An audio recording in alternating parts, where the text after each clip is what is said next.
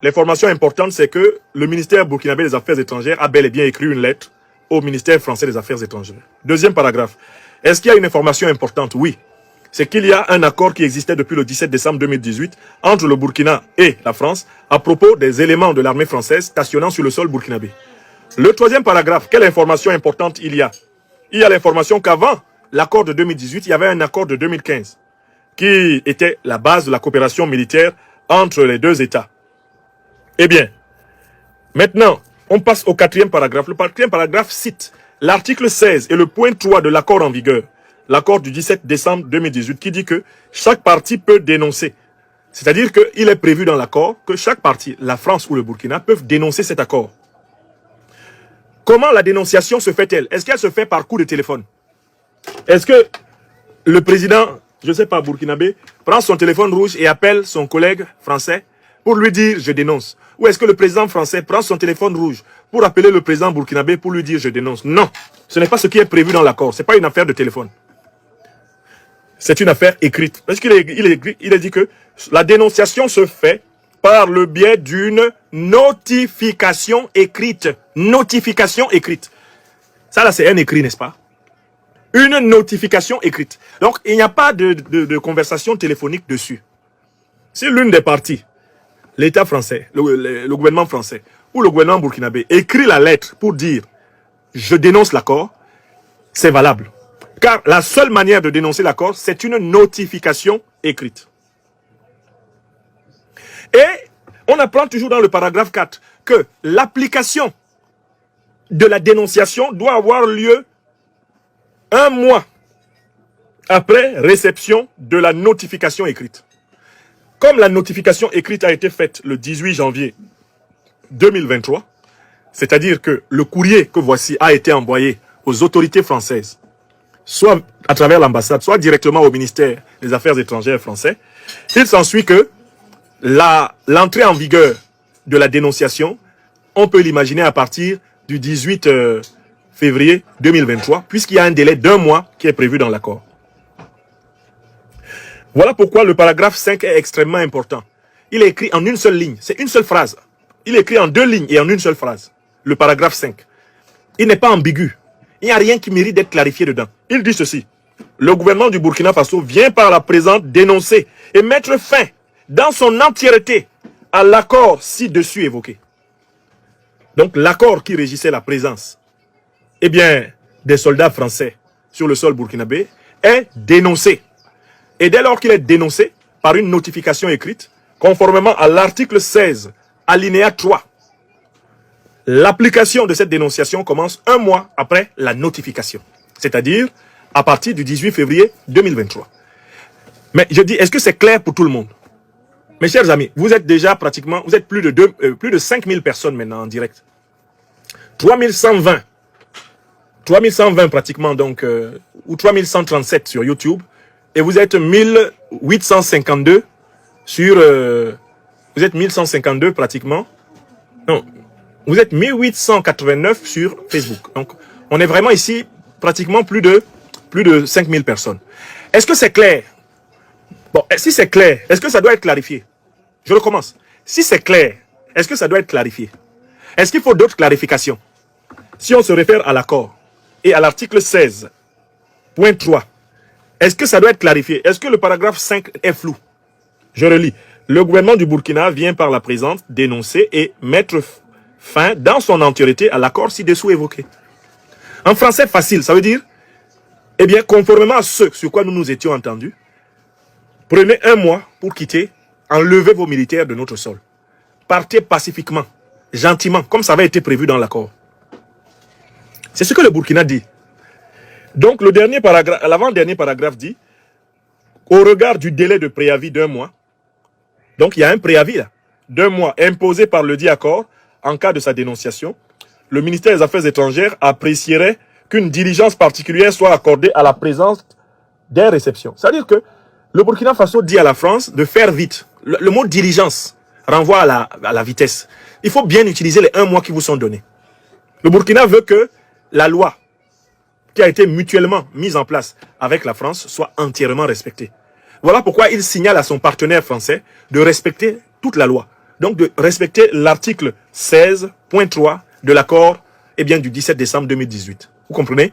Donc, dans l'avant-dernier paragraphe, le Burkina exhorte la France à être dans les délais, à agir sans délai, pour utiliser la métaphore du célèbre chameau ayant renoncé à notre terre africaine de Sindou pour troubler la tranquillité de tous les Africains. Le dernier paragraphe est un paragraphe purement protocolaire. C'est un paragraphe dans lequel la partie burkinabé utilise les formules de politesse dont les diplomates sont experts. Voilà. Donc, une fois que vous avez pris connaissance de ceci, quelle est la question que vous vous posez? Quelle est la question que vous vous posez? Pour moi, il y a deux questions. Première question que je me pose, mais pourquoi le président Macron, qui nécessairement, depuis le 18 janvier, c'est-à-dire depuis mercredi, est au courant de ce courrier, puisqu'il a été envoyé à son gouvernement, pourquoi il fait semblant de ne pas être au courant? C'est inquiétant. Il faut que les relations franco-africaines soient des relations pacifiques. Pour cela, lorsqu'un État souverain a pris une décision, l'autre doit la respecter. Donc, je trouve curieux que ce soir, il ait fait semblant de ne pas être au courant. Ce qui me rappelle des tergiversations pareilles dans d'autres pays où les gouvernements légaux, légitimes, ont pris des décisions et ont dû faire face à une espèce de tentative de ne pas respecter ces décisions de la part de la partie française. Ça, c'est le premier point. Mais la deuxième question, la plus importante, c'est mais pourquoi le Burkina Faso, à son tour, demande à l'armée française de quitter son sol? Pourquoi? Je répète 3 raisons pour lesquelles le Burkina Faso le demande. D'abord, il y a une raison historique.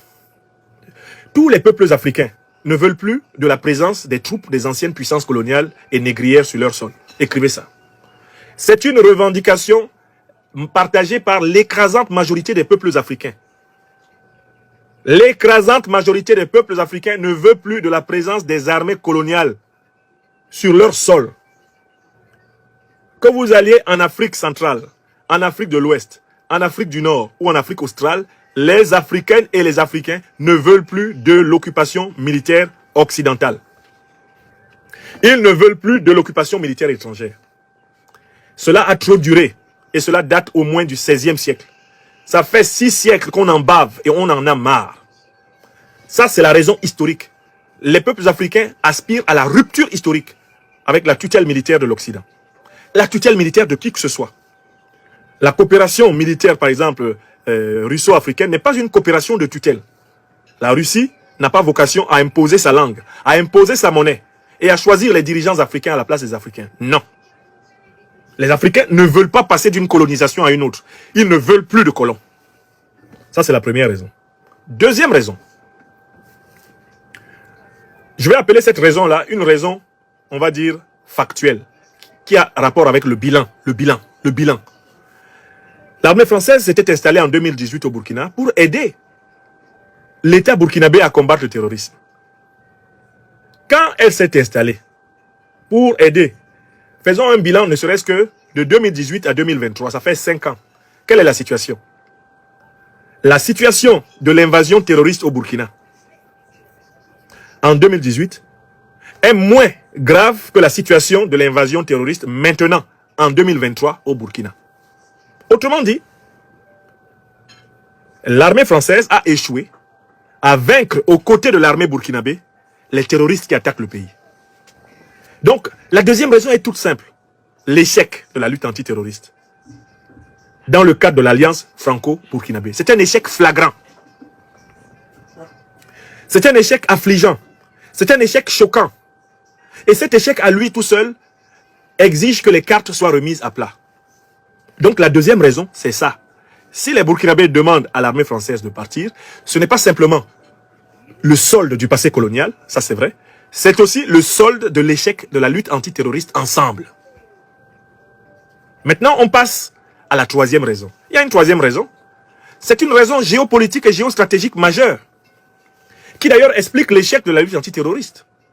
C'est que au Burkina Faso, comme dans toute l'Afrique, se pose désormais très clairement une question fondamentale. Comment pouvons-nous combattre les terroristes en nous associant avec les puissances qui ont agi de concert avec les terroristes pour détruire la Libye et assassiner Kadhafi? Je recommence cette question. C'est une question qui est transversale à tous les peuples africains attaqués par les terroristes aujourd'hui. Elle est valable pour le Tchad, le Cameroun, le Centrafrique. Elle est valable pour le Nigeria, le Togo, le Bénin, la Côte d'Ivoire. Elle est valable pour le Mali, le Burkina, le Niger, le Sénégal. Elle est valable pour tous les pays africains aujourd'hui. En proie au terrorisme. Peut-on efficacement combattre les terroristes en s'associant avec les puissances qui, précisément, en association avec ces terroristes, ont détruit la Libye et assassiné Muammar el-Kadhafi? Pendant longtemps, certains gouvernements africains ont persisté à répondre oui, parce qu'ils dissociaient la destruction de la Libye, l'assassinat de Kadhafi, de la déstabilisation du Sahel. Et tous les gouvernements qui ont répondu oui à cette question n'ont jamais vaincu le terrorisme. D'autant plus que, pendant qu'ils essayaient de combattre le terrorisme avec les puissances de l'OTAN, qui pourtant l'ont installé en tuant Kadhafi et en déstabilisant tout le Sahel, tous les États africains se sont rendus compte que le terrorisme s'incrustait, se stabilisait, se normalisait dans leur sol. En fait, quelque part, tout s'est passé comme si on avait savamment préparé une Afrique qui vivrait en permanence sous la menace terroriste. Les gouvernants africains ont constaté que la conditionnalité de l'aide à la lutte antiterroriste revenait souvent dans les négociations commerciales avec les puissances occidentales. On leur disait, si vous voulez qu'on vous aide à combattre les terroristes, alors donnez-nous tel contrat, alors donnez-nous tel marché, alors garantissez-nous telle matière première. Les Africains ont compris qu'en réalité, la variable terroriste était un moyen de contrainte, un moyen de chantage pour obtenir la soumission économique permanente, la soumission politique permanente, la soumission géopolitique et géostratégique permanente de l'Afrique. Et puis, il y a eu les déclarations des dirigeants occidentaux eux-mêmes, qui ont, en plus de leur pratique, des actes d'association avec les terroristes, qui ont éveillé la conscience critique des Africains. Prenons, les propos tenus par l'ancien ministre français des Affaires étrangères, Laurent Fabius, en présence du ministre russe des Affaires étrangères, Sergueï Lavrov, qui a témoigné. Sergueï Lavrov a dit ceci. Lorsqu'en 2013, la France a voulu intervenir au Mali pour stopper ce qu'on appelait à l'époque les terroristes, avant de découvrir que on appelait à l'époque les djihadistes, avant de découvrir qu'en fait ce sont des terroristes envoyés par les impérialistes. Laurent Fabius, ministre des Affaires étrangères sous François Hollande, s'est adressé à son homologue russe, Lavrov, en lui demandant que la Russie ne s'oppose pas à l'intervention française, justement, au Mali. La Russie a dit qu'elle ne s'y opposait pas. Mais Lavrov a ajouté une question à Fabius. Et c'est Lavrov qui l'a rapporté en cette année passée, 2022, que Lavrov a témoigné. Il a demandé à Laurent Fabius, mon cher Laurent, vous vous apprêtez à combattre maintenant au Mali des terroristes que vous avez armés en Libye. Et la réponse de Laurent Fabius est célèbre. Fabius a dit, et c'est Lavrov qui le rapporte, c'est la vie. Les Africains ont entendu ça. Les Africains ont entendu.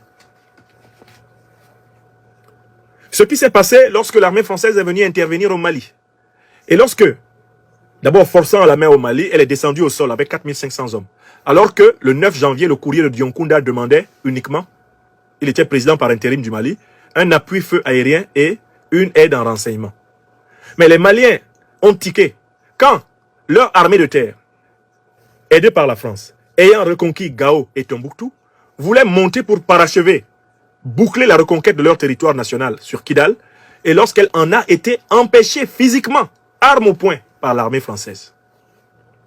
C'est alors là que les Maliens ont compris que la division du Mali, la partition du Mali, et que les terroristes servaient de moyens pour contenir la volonté de souveraineté, de liberté, de prospérité et de décision des peuples africains. Plusieurs autres exemples de situations où l'ambiguïté des puissances étrangères s'est avérée, se sont montrés.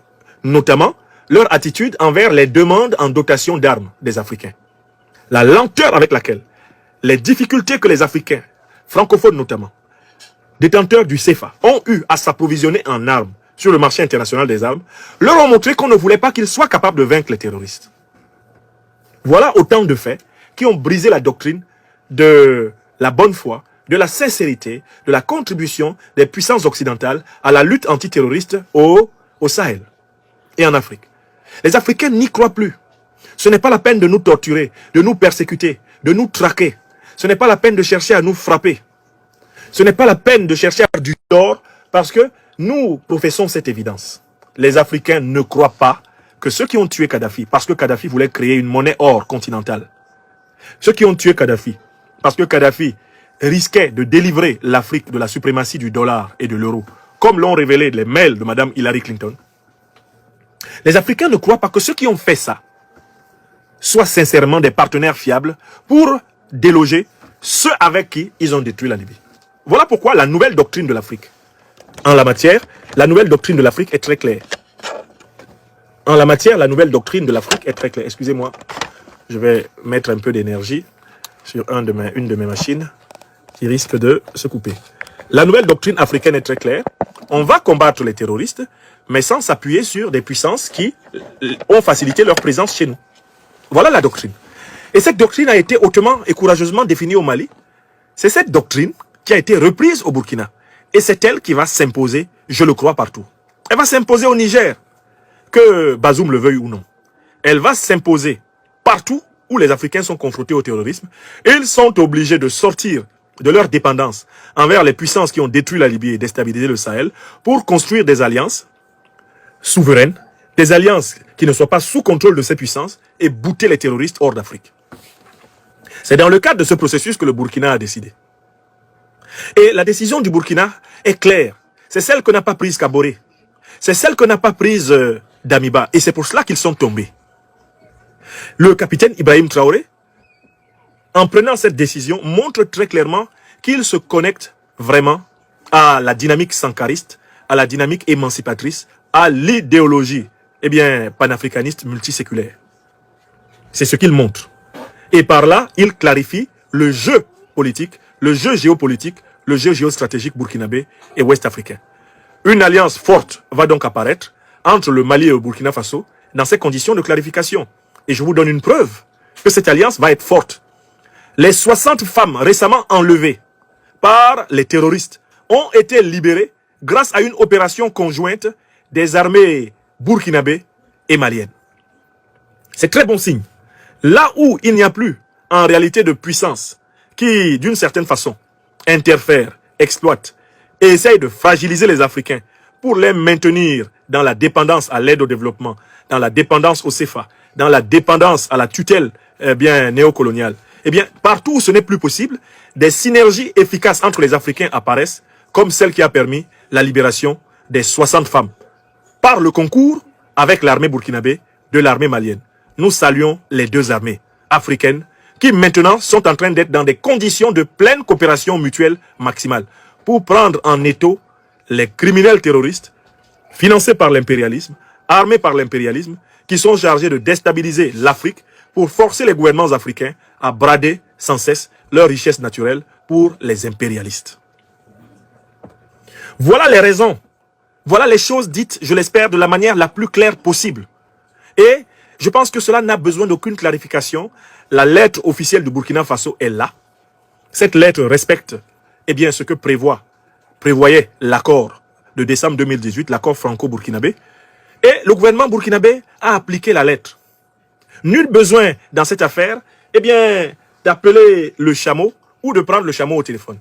Maintenant, le téléphone rouge du président du Faso, le capitaine Ibrahim Traoré, n'arrête pas de sonner.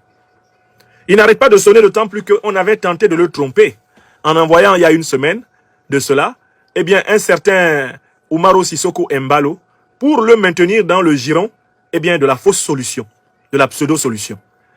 Le président de la CEDEAO était venu en grande pompe à Ouaga et il avait perdu toute une journée au président du Faso à lui raconter des bonimenteries, des fadaises, des propos hallucinants à propos des conditions de la lutte contre le terrorisme. Embalo était remonté dans son avion et était reparti croyant que ces mensonges avaient filtré dans le cerveau des Burkinabés. Heureusement que non.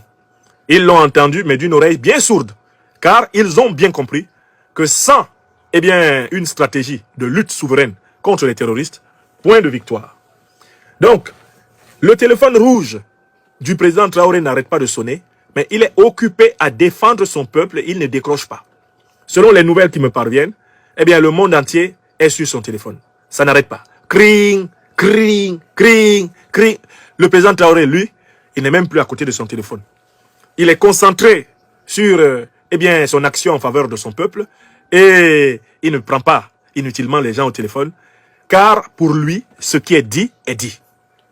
Car pour lui, ce qui est dit est dit. Car pour lui, ce qui est dit est dit. Donc,